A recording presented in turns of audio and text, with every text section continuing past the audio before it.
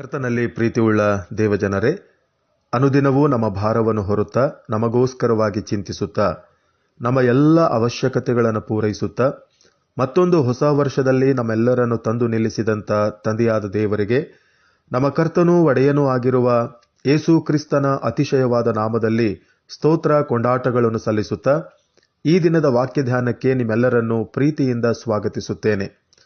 ಪ್ರಿಯರೇ, ದೇವರ ಮಹಾಕೃಪೆಯಿಂದ ಮತ್ತೊಂದು ಹೊಸ ವರ್ಷದಲ್ಲಿ ನಾವೆಲ್ಲರೂ ಪ್ರವೇಶ ಮಾಡಿದ್ದೇವೆ. ಈ ಹೊಸ ವರ್ಷದಲ್ಲಿ ದೇವರು ನಿಮ್ಮೆಲ್ಲರನ್ನು ಆಶೀರ್ವದಿಸಿ ಕಾಯ್ದು ಕಾಪಾಡಲಿ. ಆತನ ಶುಭವೂ ಕೃಪೆಯೂ ನಿತ್ಯವೂ ನಿಮ್ಮನ್ನು ಹಿಂಬಾಲಿಸಿ ಬರಲಿ. ಹಳೆಯ ವರ್ಷದಲ್ಲಿ ಈಡೇರದ ನಿಮ್ಮ ಆಸೆ ಆಕಾಂಕ್ಷೆಗಳು, ಕೈಗೂಡದ ಕೆಲಸ ಕಾರ್ಯಗಳು ಈ ಹೊಸ ವರ್ಷದಲ್ಲಿ ಈಡೇರಲಿ, ಕೈಗೂಡಲಿ. ಲೌಕಿಕ ವಿಷಯಗಳಲ್ಲಿ ಅಭಿವೃದ್ಧಿ ಹೊಂದಿದಂತೆ ಆತ್ಮಿಕ ವಿಷಯಗಳಲ್ಲಿಯೂ ಅಭಿವೃದ್ಧಿ ಹೊಂದುತ್ತಾ ನೀವೆಲ್ಲರೂ ಈ ಲೋಕದಲ್ಲಿ ಕರ್ತನೆಗಾಗಿ ಸಾಕ್ಷಿಯುಳ್ಳ ಜೀವಿತವನ್ನು ಜೀವಿಸಬೇಕೆಂದು ವಿಶ್ವವಾಣಿಯವರಾದ ನಾವು ತುಂಬ ಹೃದಯದಿಂದ ಹಾರೈಸುವಂತವರಾಗಿದ್ದೇವೆ. ಪ್ರಿಯರೇ, ಕಳೆದ ಡಿಸೆಂಬರ್ ಮಾಸದಲ್ಲಿ ನಕ್ಷತ್ರದ ಕುರಿತು ಧ್ಯಾನ ಮಾಡುತ್ತಾ ಅದರಿಂದ ಅನೇಕ ಆತ್ಮಿಕ ಪಾಠಗಳನ್ನು ಕಲಿಯುತ್ತಾ ಬಂದೆವು. ಈ ದಿನ ಕೊನೆಯದಾಗಿ ಇನ್ನೊಂದು ಸಂಗತಿಯರ ಕುರಿತು ಧ್ಯಾನ ಮಾಡಿ ಇಂದಿಗೆ ಈ ಅಂಶವನ್ನು ಮುಕ್ತಾಯಗೊಳಿಸೋಣ. ಪ್ರಿಯರೇ, ಆ ನಕ್ಷತ್ರ ಜ್ಞಾನಿಗಳನ್ನು ಯೇಸು ಕ್ರಿಸ್ತನ ಬಳಿಗೆ ನಡೆಸಿದ ಮೇಲೆ ನಕ್ಷತ್ರ ಕಣ್ಮರೆಯಾಯಿತು. ಮತ್ತೆಂದೂ ಆ ನಕ್ಷತ್ರ ಆಕಾಶದಲ್ಲಿ ಕಾಣಿಸಿಕೊಳ್ಳಲೇ ಇಲ್ಲ. ಆ ನಕ್ಷತ್ರದ ಹಾಗೆ ನಾವು ಕೂಡ ಒಬ್ಬ ವ್ಯಕ್ತಿಯನ್ನು ಕ್ರಿಸ್ತನ ಬಳಿಗೆ ನಡೆಸಿದ ಮೇಲೆ ನಾವು ಕಾಣೆಯಾಗಬೇಕು. ಆ ವ್ಯಕ್ತಿಯ ಜೀವಿತದಲ್ಲಿ ಕ್ರಿಸ್ತನೇ ವಿಜೃಂಭಿಸಬೇಕು. ಆ ವ್ಯಕ್ತಿ ಕ್ರಿಸ್ತನನ್ನು ಹಿಂಬಾಲಿಸುತ್ತಾ ಕ್ರಿಸ್ತನಿಗಾಗಿಯೇ ಜೀವಿಸಬೇಕು. ಎಷ್ಟು ಮಾತ್ರಕ್ಕೂ ನಾವು ಅವರ ಜೀವಿತದಲ್ಲಿ ವಿಜೃಂಭಿಸಬಾರದು. ಒಂದು ವೇಳೆ ಕ್ರಿಸ್ತನನ್ನು ಹೊರತುಪಡಿಸಿ ನಾವು ಅವರ ಜೀವಿತದಲ್ಲಿ ವಿಜೃಂಭಿಸುವುದಾದರೆ ಅದು ವಿಗ್ರಹಾರಾಧನೆಗೆ ಸಮಾನವಾಗಿದೆ ಮತ್ತು ವಿಗ್ರಹಾರಾಧನೆ ಮಹಾಪಾಪ ಎಂಬುದಾಗಿ ಸತ್ಯವೇದ ತಿಳಿಸುವಂತದಾಗಿದೆ. ಈ ದಿನಗಳಲ್ಲಿ ಅನೇಕ ಸೇವಕರು ದೇವರಿಗೆ ಸಲ್ಲಬೇಕಾಗಿದ್ದ ಮಹಿಮೆಯನ್ನು ತಾವೇ ಹೊಂದಿಕೊಳ್ಳುತ್ತಾ ತಮ್ಮನ್ನೇ ಮಹಿಮೆ ಪಡಿಸಿಕೊಳ್ಳುತ್ತಾ ವ್ಯಕ್ತಿ ಪೂಜೆಗೆ ಕಾರಣವಾಗುತ್ತಿರುವರು. ಕೊರಿಂಥ ಸಭೆಯಲ್ಲಿಯೂ ಕೂಡ ನಾನು ಪೌಲನವನು, ನಾನು ಅಪೊಲ್ಲೋಸನವನು ಎಂಬುದಾಗಿ ವ್ಯಕ್ತಿ ಪೂಜೆಗೆ ಮುಂದಾಗಿದ್ದ ಸಭೆಯವರನ್ನು ಪೌಲನು ಗದರಿಸುವುದನ್ನು ಕಾಣುತ್ತೇವೆ. ಪ್ರಿಯರೇ, ಇಂಥ ಕಾರ್ಯಗಳನ್ನು ಕರ್ತನು ಸಹಿಸುವುದಿಲ್ಲ. ಆದುದರಿಂದ ಸ್ನಾನಿಕನಾದ ಯೋಹಾನನಂಥ ದೀನತೆ ನಮ್ಮಲ್ಲಿರಬೇಕು.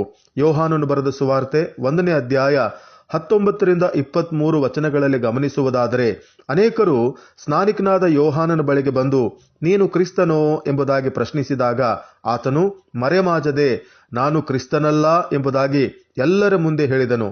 ನಾನು ಶಬ್ದ ಮಾತ್ರ, ನಾನು ಬಾಗಿಕೊಂಡು ಕ್ರಿಸ್ತನ ಕೆರದ ಬಾರನ್ನು ಬಿಚ್ಚುವುದಕ್ಕೂ ಯೋಗ್ಯನಲ್ಲ.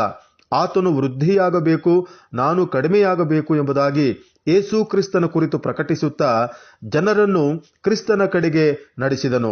ಜನರಿಗೆ ಕ್ರಿಸ್ತನನ್ನೇ ತೋರಿಸಿಕೊಟ್ಟನು. ತನ್ನನ್ನು ತಾನು ತಗ್ಗಿಸಿಕೊಂಡನು.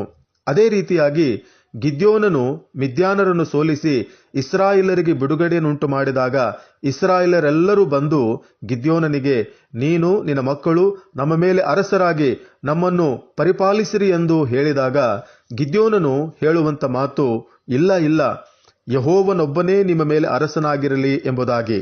ಎಂಥ ಅದ್ಭುತವಾದಂಥ ಮಾತಲ್ಲವೇ?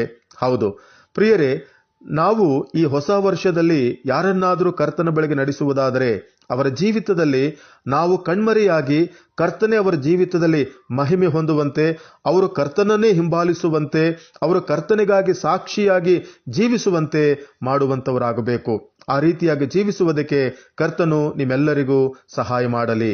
ಪ್ರಾರ್ಥನೆ ಮಾಡೋಣ. ಮಹಾಪರಿಶುದ್ಧ ಸ್ಥಾನದಲ್ಲಿ ವಾಸ ಮಾಡುವಂತ ನಮ್ಮ ಪರಲೋಕದ ತಂದೆಯಾದ ದೇವರೇ, ನಿನ್ನ ಮಹಾಕೃಪೆಯಿಂದ ಮತ್ತೊಂದು ಹೊಸ ವರ್ಷ ನಮ್ಮ ಜೀವಿತಕ್ಕೆ ಅನುಗ್ರಹ ಮಾಡಿಕೊಟ್ಟದಕ್ಕಾಗಿ ನಿಮ್ಮನ್ನು ವಂದಿಸುತ್ತೇವೆ. ಕರ್ತನೆ, ಈ ಹೊಸ ವರ್ಷದಲ್ಲಿ ನಿನ್ನ ಚಿತ್ತವಾದರೆ ಅನೇಕರಿಗೆ ನೀನು ಸುವಾರ್ತೆಯನ್ನು ಸಾರುತ್ತಾ ನಿನ್ನ ಬಳಿಗೆ ಕರೆತರುವುದಕ್ಕೆ ನಮ್ಮೆಲ್ಲರಿಗೂ ಬೇಕಾದಂಥ ನಿನ್ನ ಸಹಾಯವನ್ನ, ನಿನ್ನ ನಡೆಸುವಿಕೆಯನ್ನ ಅನುಗ್ರಹ ಮಾಡು. ಯಾವ ರೀತಿಯಾಗಿ ಆ ನಕ್ಷತ್ರ ಜ್ಞಾನಿಗಳಿಗೆ ನಿನ್ನ ಬಳಿಗೆ ನಡೆಸಿದ ಮೇಲೆ ಕಣ್ಮರೆಯಾಯಿತೋ ಹಾಗೆ ನಾವು ವ್ಯಕ್ತಿಗಳನ್ನ ನಿನ್ನ ಬಳಿಗೆ ನಡೆಸಿದ ಮೇಲೆ ನಾವು ಕೂಡ ಕಾಣೆಯಾಗುವಂತೆ ಆ ದೀನತೆಯ ಸ್ವಭಾವವನ್ನ ಅನುಗ್ರಹ ಮಾಡು. ಈ ವಾಕ್ಯಗಳನ್ನು ಕೇಳಿಸಿಕೊಳ್ಳುತ್ತಿರುವಂತ ಪ್ರಿಯರೆಲ್ಲರನ್ನ ಆಶೀರ್ವಾದ ಮಾಡು. ಈ ಹೊಸ ವರ್ಷದಲ್ಲಿ ನಿನ್ನ ಮಕ್ಕಳ ಜೀವಿತದಲ್ಲಿ ಅಂದುಕೊಂಡಂತ ಎಲ್ಲ ಆಶೀರ್ವಾದಗಳನ್ನು ಹೊಂದಿಕೊಂಡು ಯೆಹೋವನ ಆಶೀರ್ವಾದಗಳಿಗೆ ದೃಷ್ಟಾಂತವಾಗಿ ಜೀವಿಸುವಂತ ಕೃಪೆಗೆ ನಡೆಸು. ಪ್ರಾರ್ಥನೆ ಕೇಳಿದಕ್ಕಾಗಿ ಸ್ತೋತ್ರ. ಯೇಸುವಿನ ನಾಮದಲ್ಲಿ ಬೇಡಿದ್ದೇವೆ ಕರ್ತನೇ, ಆಮೇನ್.